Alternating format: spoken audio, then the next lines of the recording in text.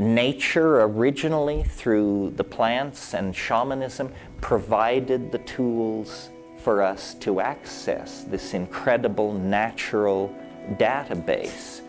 Through the vicissitudes of history, previous generations lost the key in Western society. Since the 1960s, the key has been refound. It's a matter of great social controversy.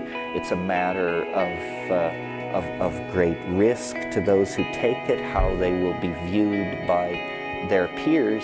But there is no longer, ignorance is no longer an excuse. Anthropology in the last 100 years has laid at our doorstep the tools necessary for an archaic reconstruction of society and human values within that society.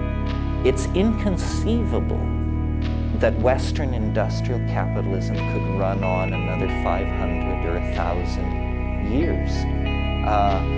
It will not continue as it has. It will deteriorate under the pressure of resource scarcity. And what few democratic values we have obtained, what little space for reasoned discourse has been created, will be the first to be swept away.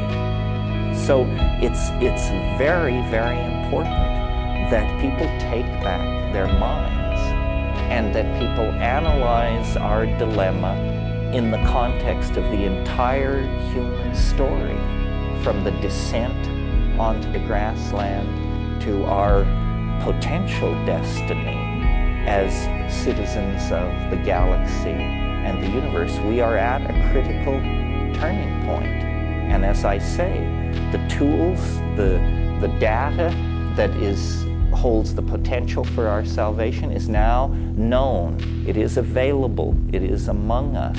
But it is misrepresented, it is slandered, it is litigated against, and it's up to each one of us to relate to this situation in a fashion that will allow us to answer the question that will surely be put to us in some point in the future, which is, what did you do to help save the world?